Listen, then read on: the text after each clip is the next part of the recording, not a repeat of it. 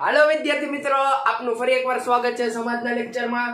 તો આજે આપણે ભણવાના છીએ વન્યજીવ સંરક્ષણ માટેના ઉપાય, ચેપ્ટર નંબર 9 નો ટોપિક. હવે આપણે આપણા ચેપ્ટરના અંતમાં પૂકી ગયા. વન્યજીવ સંરક્ષણ માટેના ઉપાય, પછી આપણે ભણશું પરિયોજના, અને પછી આપણે ભણશું અભયારણ્ય, રાષ્ટ્રીય ઉદ્યાન અને જૈવ આરક્ષિત ક્ષેત્રો વચ્ચેનો તફાવત. તો ચાલો શરૂ કરીએ છીએ. આવી જાય ફેરબુકનો ફોટો. હાલો, આવી ગયો ફેરબુકનો ફોટો, મારા તો હાથમાં જ છે.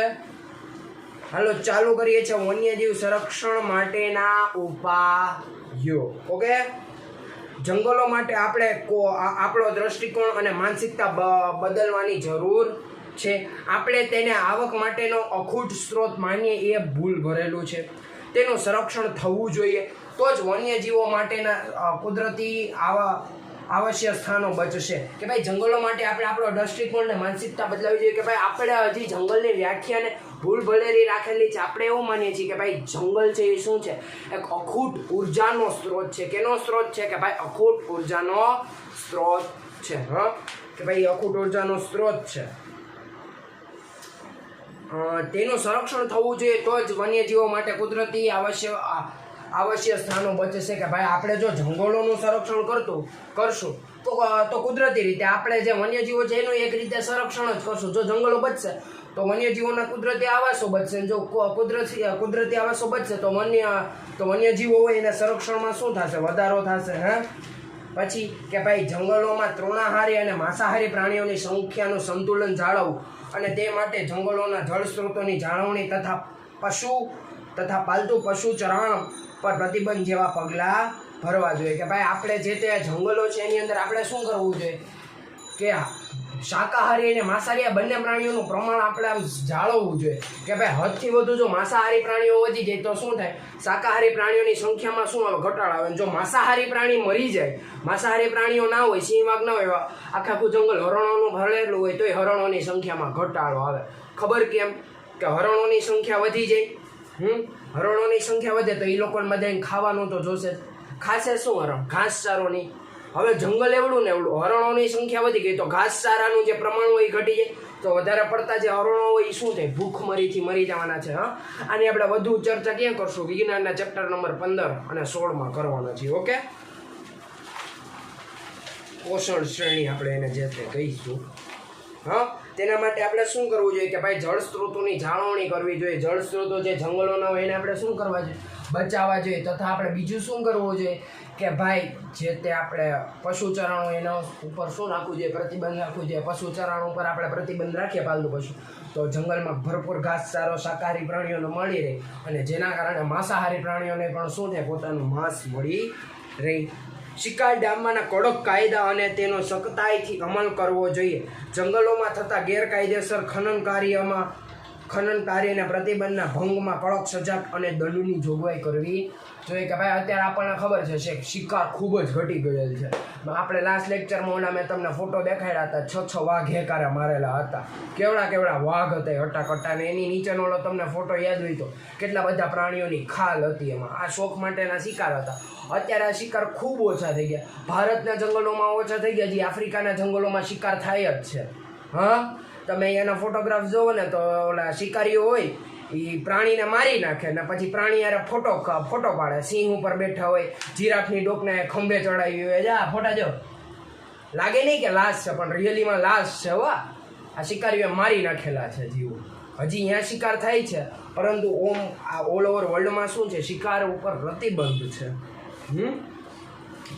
કે ભાઈ એના ઉપર સખ્તાઈથી અમલ અત્યારે થયેલો જ છે. એ અમલ ના થયો તો બાય ચાન્સ અત્યારે ભારતના જંગલોમાં સિંહ પણ ના હોત. ગેરકાયદેસર ખનન કાર્યના પ્રતિબંધના ભંગ માટે કડક સજા અને દંડની જોગવાઈ કરવી જોઈએ. કે ભાઈ જંગલોની અંદર જે ખનન કાર્ય એટલે બીજું કંઈ નહીં, ખોદકામ શું કામે કરીએ? કિંમતી ધાતુઓ માટે, અન્ય સ્ત્રોતો માટે, ઉર્જાના સ્ત્રોતો માટે, કુદરતી વાયુઓ કા પછી ખનિજ તેલ, એવી શોધમાં જે તે ખનન કાર્ય થતા હોય એના ઉપર પ્રતિબંધ મૂકવો જોઈએ. અને જો એવા ખનન કાર્ય ગેરકાયદેસર રીતે થતા હોય તેવા લોકોને શું આપવી જોઈએ? કડક સજા આપવી જોઈએ અને દંડ ફટકારવો જોઈએ. વન્યજીવોના પ્રજનન કાળમાં તેમને ખલેલ ન પડે એવી વ્યવસ્થા ગોઠવવી જોઈએ. કે ભાઈ વન્યજીવોનો જે પ્રજનન કાળ હોય ને એ સમયે એને ખલેલ ના થઈને એવી વ્યવસ્થા ગોઠવવી જોઈએ. કે પ્રજનન કાળ દરમિયાન છે ને જે તે અભયારણ્યો અને રાષ્ટ્રીય ઉદ્યાન હોય ને એની અંદર માણસોની આવાજાહી ઓછી કરી નાખે. કારણ શું કે ભાઈ પ્રાણીઓ પ્રજનન કરી શકે. બાય ચાન્સ એ જ સમયે ગયા હોય અને ત્યાં કાંઈ હળીહંચા કર્યા હોય, કહેવાની જરૂર નથી શું થાય. અને પ્રજનન કાળ દરમિયાન એની સંખ્યામાં શું આવી શકે છે? વધારો આવી શકે છે. ઓકે, જંગલ ક્ષેત્રોમાં થતી માછીમારી, વન્ય પેદાશના એકત્રીકરણ અને પ્રવાસનથી વન્યજીવો પર પડનારી અસરોનો અભ્યાસ કરીને તે મુજબ પગલાં ભરવા જોઈએ. કે ભાઈ જંગલ ક્ષેત્રોમાં આપણને ખબર છે કે આ જે તે આપણે કરીએ ઇકો ટુરિઝમ એટલે પર્યાવરણીય જે તે આપણે પ્રવાસન કરીએ, પર્યાવરણીય પ્રવાસન ઉદ્યોગ, બહુ અઘરું નામ છે ગુજરાતીમાં. તો આપણને ખબર છે કે એમાં આપણે જોવું જોઈએ કે આપણે જે તે કાર્ય કરીએ એનાથી પ્રાણીઓને શું ખલેલ પહોંચે. કે ભાઈ આપણે મેળો ભરીએ જંગલમાં તો એનાથી પ્રાણીને શું કંઈ ખલેલ પહોંચે છે? જો ખલેલ પહોંચ્યું હોય તો એના અનુરૂપ આપણે શું ભરવા જોઈએ? પગલાં ભરવા જોઈએ. આપણે જેમ બને એમ શું કરવું જોઈએ? એ લોકોને ઓછા ડિસ્ટર્બ કરવા જોઈએ. કે ભાઈ એ સિવાય વનમાં થતી માછીમારી, વનના નદીઓમાં કે જળાશયોમાં થતી માછીમારી, વન્ય પેદાશોનું એકત્રીકરણ એટલે કે જે તે આપણને વનમાં વસ્તુ મળી આવતી હોય એનું આપણે શું કરવું જોઈએ? એકત્રીકરણ. કે ભાઈ એકત્રીકરણ ઉપર આપણે શું કરવું જોઈએ? પ્રતિબંધ મૂકવો જોઈએ. સમાજમાં વ્યાપકપણે જનજાગૃતિના કાર્યક્રમો યોજવા જોઈએ. કે ભાઈ સમાજની અંદર શું કરવું પડે? અલગ અલગ કાર્યક્રમો યોજવા જોઈએ કે ભાઈ જેનાથી શું થાય? સામાન્ય લોકો જાગૃત થાય ને વન્યજીવોને બચાવવા માટે શું કરે? કાર્યો કરે. જવાબદાર નાગરિક જૂથોએ વન્યજીવ સંરક્ષણના કાર્ય માટે તંત્ર જો શિથિલીન હોય તો તેના પર દબાણ ઊભું કરીને આ કામગીરીને પ્રાથમિકતા અપાવવી જોઈએ. આમાં બીજું કાંઈ નથી કીધું કે જે આપણને વન સંરક્ષણ ખાતું અથવા તો જે તે વનને લગતી સંસ્થાઓ એ શિથિલન હોય એટલે કે કંઈ કામ ના કરતી હોય, ટૂંકમાં બેહીને પગાર ખાતી હોય, એના ઉપર દબાણ નાખવાનું, એને કહેવાનું કે તમારો હોગો ધ્યાન આપો એટલે ધ્યાન આપે. એવી વાત કરી પણ સારી ભાષામાં કરી. ઓમની કોલર પકડીને હાલે માલતીન થાય એમ નથી કીધું. એમ કીધું કે જે તે વન્યજીવોને લગતી સંસ્થા એ શિથિલન ન હોય તો એના ઉપર આપણે શું ઉત્પન્ન કરવું જોઈએ? દબાણ ઉત્પન્ન કરવું જોઈએ. સારી ગુજરાતીનો અનુપ્રયોગ અહીંયા આપણા પુસ્તકીય મંડળે શું કરેલો છે. ઓકે, ફરી એકવાર આપણે આ પ્રશ્નનું શું કરી રહ્યા છીએ? પુનરાવર્તન કરી રહ્યા છે. વન્યજીવ સંરક્ષણ માટેના ઉપાય 3 ગુણમાં પૂછાઈ શકે. 3 ગુણમાં, માર્કમાંની ગુણમાં એવો પ્રશ્ન. કે ભાઈ જંગલો આવા માટે આપણો દ્રષ્ટિકોણ અને માનસિકતા બદલાવી જરૂરી છે. આપણે તેને આવક માટેનો અખૂટ સ્ત્રોત માનીએ એ ભૂલ ભરેલું છે. તેનું સંરક્ષણ થવું જોઈએ તો જ વન્યજીવો માટે કુદરતી આવશ્યક સ્થાનો બચી રહે. કે ભાઈ આપણે જંગલોને માટેની ભૂલ ભરેલી વ્યાખ્યા રાખેલી છે કે ભાઈ જંગલ શું છે? ઉર્જાનો અખૂટ સ્ત્રોત છે. આપણે શું કરવું જોઈએ? કે જંગલોને બચાવવું જોઈએ જેથી ઓટોમેટિકલી વન્ય પ્રાણીઓનું શું થાય? સંરક્ષણ થાય. જંગલોમાં તૃણાહારી માંસાહારી પ્રાણીઓની સંખ્યાનું સંતુલન જાળવવું અને તે માટે જંગલના જળ સ્ત્રોતોની જાળવણી તથા પાલતુ પશુના પાલન ઉપર શું મૂકવું જોઈએ? પ્રતિબંધ મૂકવું જોઈએ. કે ભાઈ શાકાહારી અને માંસાહારી પ્રાણીઓનું પ્રમાણ નિશ્ચિત કરવું અને પશુ ચરણ ઉપર પ્રતિબંધ. જળ સ્ત્રોતોનું આપણે સંરક્ષણ કરીએ તો એનાથી શું થાય? કે જે તે પ્રાણીઓ એને ભરપૂર પ્રમાણમાં શું મળી રહે? ખાવાનું અને પીવાનું મળી રહે. શિકાર ડામમાં કડક કાયદા અને તેનો સખ્તાઈથી અમલ કરવો. કે ભાઈ શિકાર ડામમાંના જે કડક કાયદાઓ હોય એ ઉપયોગ કરવાનો અને એનો આપણે શું કરવાનો? સરખાઈથી શું કરવાનો? અમલ કરવાનો છે. ને અત્યારે થાય જ છે.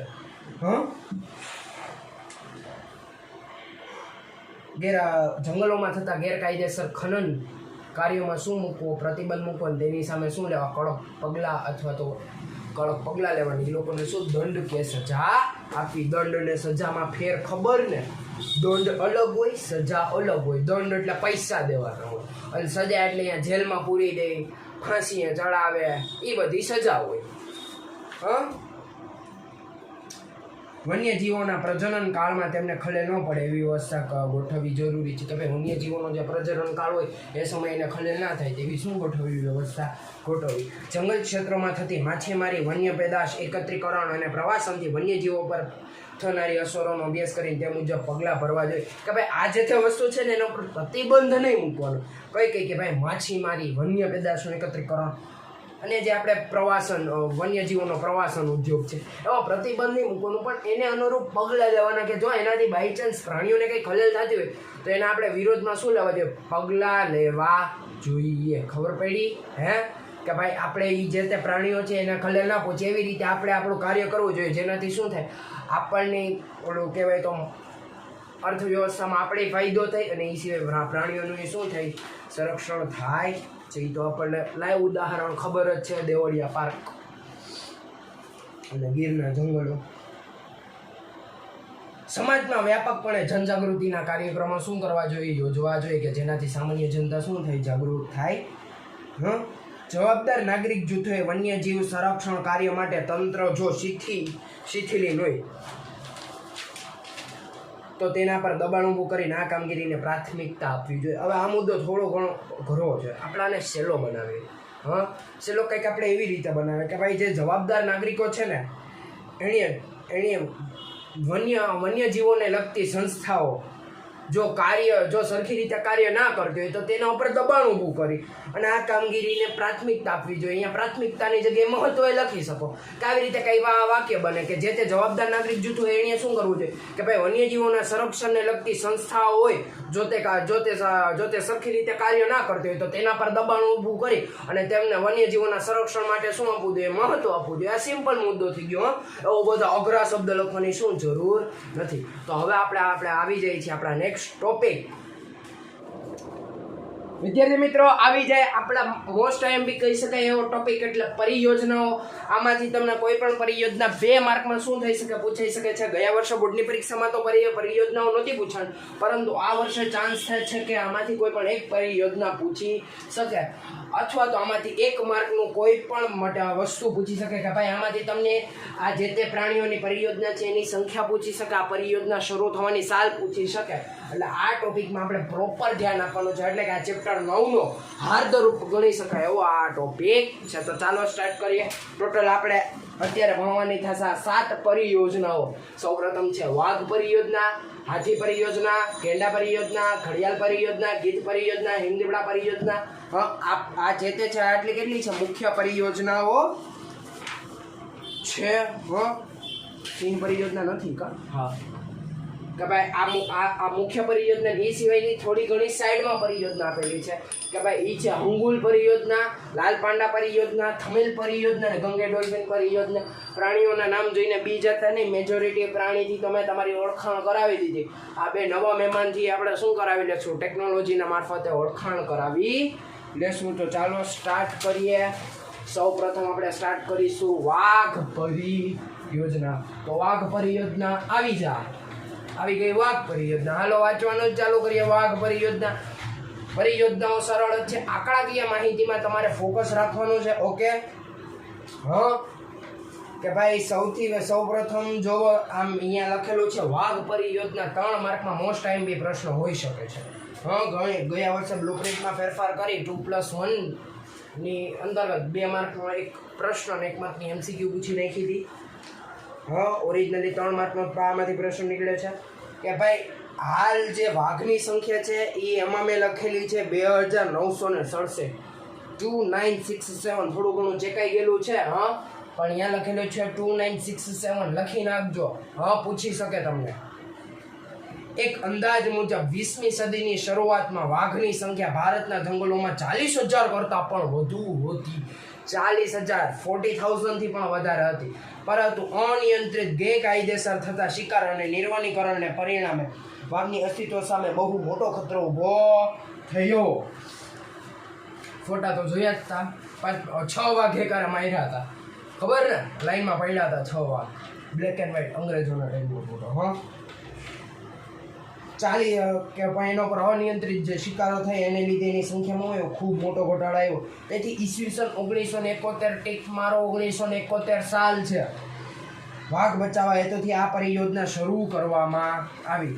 તે મુજબ વાઘના કુદરતી આવાસોને સુરક્ષિત રાખવા અને તેનું પર્યાવરણીય સંતુલન જાળવી રાખવા હેતુથી રાષ્ટ્રીય સ્તરે શ્રેણીબદ્ધ પગલાં લેવામાં આવ્યા. કે ભાઈ નેશનલ લેવલે આખો ટોપિક ગયો હતો કે વાઘોની સંખ્યા ખૂબ જ ઘટી ગઈ હતી. અને અત્યારે દેશમાં કુલ 44 ક્ષેત્રોમાં વાઘ પરિયોજના ચાલે છે, કે દેશના અલગ અલગ 44 એવા અભયારણ્યો કે રાષ્ટ્રીય ઉદ્યાનો છે કે જ્યાં શું હાલે છે, વાઘ પરિયોજના હાલે છે.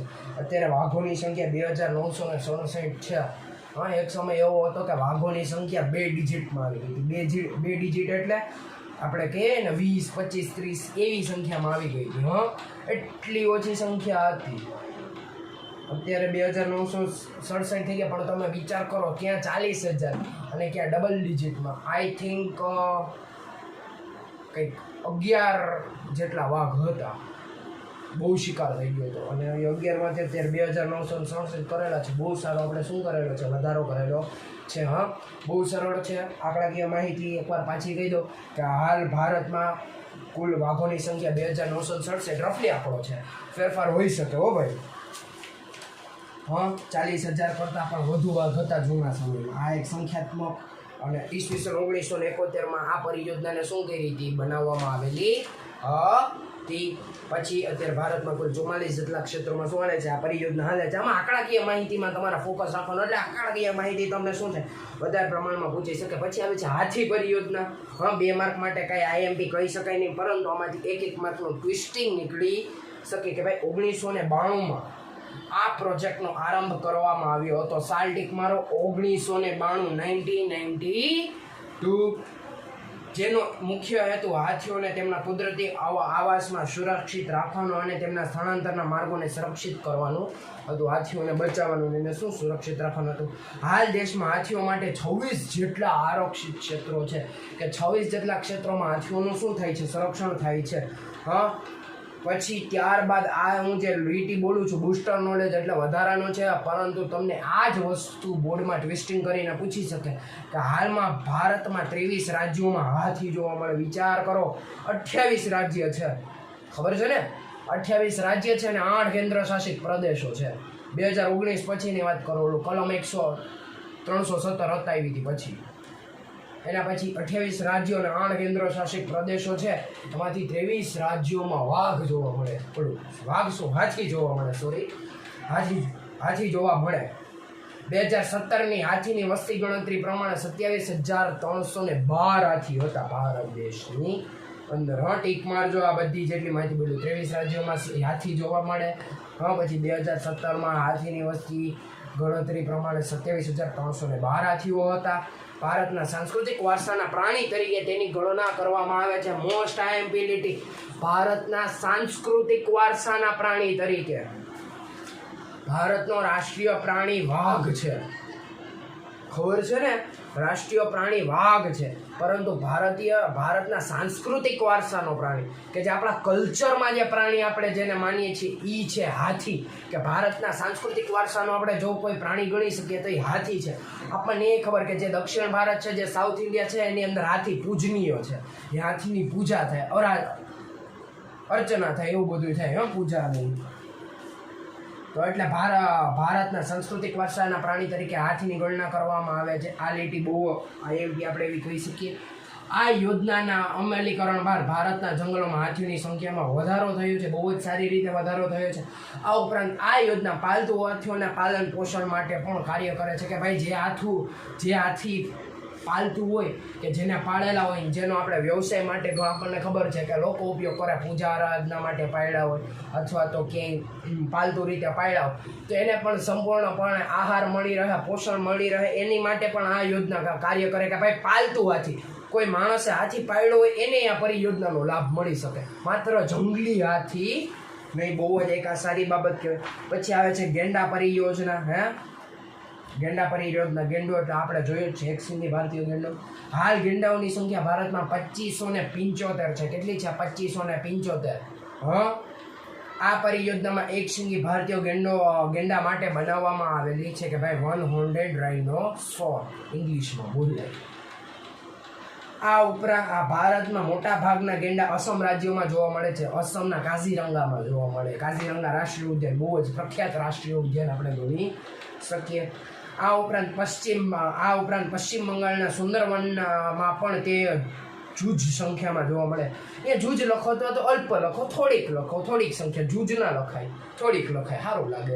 જૂજ ઘણી સાહેબે ગોટે ચડી જાય. જૂજ એટલે હું એટલે આપણે શું લખાય થોડીક સંખ્યામાં જોવા મળે છે. ભારતમાં રાઇનો વિઝન મેં કીધું હતું ને વાંચો.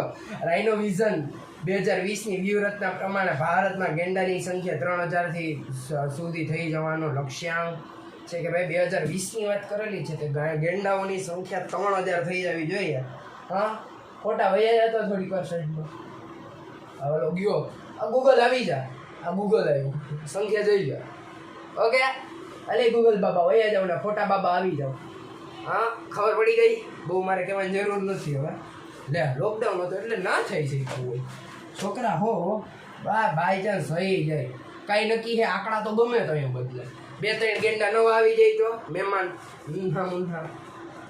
હલો બધી પરિયોજના એલી છે. વાંચ ઝગમગની વાર્તા જેવી. પાછી એકવાર આપણે ઝગમગની વાર્તા વાંચીએ તો કે ગેંડા પરિયોજનામાં હાલ 2575 ગેંડા છે. અંડરલાઈન મારજો. આ પરિયોજના એક શીંગી ભારતીય ગેંડા માટે બનાવવામાં આવે. હવે કોમન સેન્સ છે કે ભાઈ ભારતના ગેંડા માટે બની હોય તો ભારતીય ગેંડાની જોઈએ. સાઉથ આફ્રિકાનો ગેંડો અહીંયા ના આવે. ભારતમાં મોટા ભાગના ગેંડા આસામમાં જોવા મળે. ટીક મારજો. આ ઉપરાંત પશ્ચિમ બંગાળના સુંદરવનમાં પણ તે જૂજ સંખ્યામાં જોવા મળે. જૂજ અથવા તો થોડા પ્રમાણમાં શું થાય જોવા મળે છે. રાઇનો વિઝન 2020ની વ્યૂહરચના પ્રમાણે ભારતમાં ગેંડાની સંખ્યા 3000 સુધી લઈ જવાનો લક્ષ્ય છે. 3000 અને 2020ની નીચે રીતે. એમ તમને પૂછી લાગે કે ખાલી જગ્યાની વ્યૂહરચના હેઠળ ગેંડાઓની સંખ્યાને 3000 સુધી લઈ જવાનો લક્ષ્યાંક છે. તો આવશે શું? રાઇનો વિઝન 2020 કે ભાઈ 2020 સુધીમાં આટલા આપણે જોઈએ છીએ. હવે આવે છે ઘડિયાળ પરિયોજના. ઘડિયાળ મેં તમને ફોટોગ્રાફ ઓલો સરસ મજાનો દેખાડ્યો તો. લાંબી ઘડિયાળ ખતરનાક. માણસોને નુકસાન ના પહોંચાડી શકે. એ મગર નથી ઘડિયાળ. ઘડિયાળનો તાકાતવર ના હોય મગર જેટલી. હાલ ઘડિયાળની સંખ્યા 2,57,363 છે. 2,57,363. મીઠા પાણીમાં જોવા મળતી આ પ્રજાતિ 1970માં લુપ્ત થવાને આરે હતી. લુપ્ત થવાને આરે એટલે હાવ થોડી 10-15 વહી જાય છે. 1970માં અને અત્યારે તમે જોઈ લો 2,57,663. ત્યારે ભારત સરકારના સમયસર પગલાં લઈ પરિયોજના શરૂ કરાઈ. સરકાર જાગૃત બની ગઈ સમયની. અને અહીંયા થઈ છે આપણી ઘડિયાળ પરિયોજના પૂરી. જો ઝગમગની વાર્તા 2 મુદ્દા હે. આમાં મારે શું ભણાવું? ઘડિયાળ પરિયોજના મીઠા પાણીમાં જોવા મળતી આ પ્રજાતિ 1970માં લુપ્ત થવાને આરે હતી અને સરકારે પગલાં લઈને આ પરિયોજના શરૂ કરી. આમાં એક વસ્તુ યાદ રાખજો, 1970માં લુપ્ત થવાના આરે હતી. હાલ ઘડિયાળની સંખ્યા કેટલી છે? 2,57,363. ગીધ પરિયોજના ઓટીક્યુ માટે. પાછી ઓટીક્યુ એટલે ઓબ્જેક્ટિવ ટાઈપ ક્વેશ્ચન. એક માર્કમાં પૂછાય. ગુજરાતમાં ધ્યાન રાખજો. ગુજરાતમાં કહું છું, ગુજરાતમાં ભારતમાંની ગુજરાતમાં ગીધોની સંખ્યા 999 છે. હાલ કેટલી? 999. ગીધ એટલે કુદરતનો સફાઈ કામદાર. એ મૃત ઢોરનું માંસ ખાય છે. ભારતમાં ગીધોની કુલ 9 પ્રજાતિ છે. કુદરતનો સફાઈ કામદાર છે. તે મૃત ઢોરનું માંસ ખાય છે. ભારતમાં ગીધોની કુલ કેટલી છે? 9 પ્રજાતિઓ જોવા મળે છે. ગીધોની સંખ્યામાં થયેલ અસાધારણ ઘટાડા લીધે 2004થી આ પરિયોજના શરૂ કરવામાં આવી છે. આમાં આપણે યાદ રાખવા જેવું શું છે? ગુજરાતમાં હાલ ગીધોની સંખ્યા 999 છે. ભારતમાં ગીધોની કુલ 9 પ્રજાતિ છે. એ સિવાય ગીધ કુદરતનો સફાઈ કામદાર છે. અને ઈસવીસન 4માં શું યોજના શરૂ થઈ હતી? પછી આવે છે હિમદીપડા પરિયોજના. હાલ ભારતમાં 600 થી 700 હિમદીપડા છે હિમાલયમાં. હિમાલયમાં લગભગ 3000 મીટરની ઊંચાઈએ જોવા મળતી આ પ્રજાતિ બરફમાં રહે છે. ટીક મારજો. 3000 મીટરની ઊંચાઈએ આંકડો પૂછાઈ શકે. એમ પૂછી નાખે મને ઓળખીને મારું નામ લખો. હું એ પ્રકારની જંગલી બિલાડી છું કે જે હિમાલયમાં 3000 મીટરની ઊંચાઈએ બરફમાં રહે છે. શું આવશે? હિમદીપડો. પૂછી નાખે. ટ્વિસ્ટિંગ કરીને પૂછી નાખી. તમને ટ્વિસ્ટિંગ આવી રીતે જ પૂછશે. મને ઓળખી મારું નામ લખો. આપણે નાના હતા ત્યાં લખતા. એવું અત્યારે બોર્ડમાં શું થાય? સ્થાનિક લોકોમાં હિમદીપડા બાબતે જાણકારી વધે અને તેના સંરક્ષણ માટે લોકો જાગૃત થાય તે હેતુથી આ પરિયોજના શરૂ કરવામાં આવેલી છે. કોઈ પણ પરિયોજના શરૂ કરવાનું કારણ જ હોય કે ભાઈ એ જે તે પ્રજાતિની સંખ્યા વધે, લોકો એના પ્રત્યે જાગૃત બને, અને એનું સંરક્ષણ થાય. એ જ વાત કરેલી છે. ઝગમગની વાર્તા કરેલી છે. પછી આ એક લીટી જ લખેલી છે. જોવો તમે. કાશ્મીરી હુંગુલ પરિયોજના અને અન્ય પરિયોજનાઓમાં પછી લાલ પાંડા પરિયોજના, એવું બધું જાણકારી નથી આ લોકો. પછી મણિપુરમાં જોવા મળતી એક વિશિષ્ટ હરણ પ્રજાતિ જેનું નામ છે થમિલ પરિયોજના. અને last but not the least, Ganga અને બ્રહ્મપુત્ર નદીમાં જોવા મળતી એક ખાસ પ્રકારની માછલી એટલે કે ગંગઈ ડોલ્ફિન પરિયોજના. આમાંથી હંગુલ અને થમિલને હાલે ભાઈ વયો જાતો ચોપડા ભાગ. હલો આ બેના ફોટા જોઈ લો. આ હે હંગુલ, આ બાજુનો ફોટો જે પેલો હોય એ હંગુલ, અને ઓલી બાજુનો જે ફોટો છે એ શું છે? થમિલ છે. શું છે? થમિલ પ્રાણી છે. હા, તો હવે પછી આપણે આપણા લાસ્ટ ટોપિક ઉપર જઈશું, જે છે અભયારણ્ય, રાષ્ટ્રીય ઉદ્યાન અને જૈવ આરક્ષિત ક્ષેત્રો. ઓકે મિત્રો.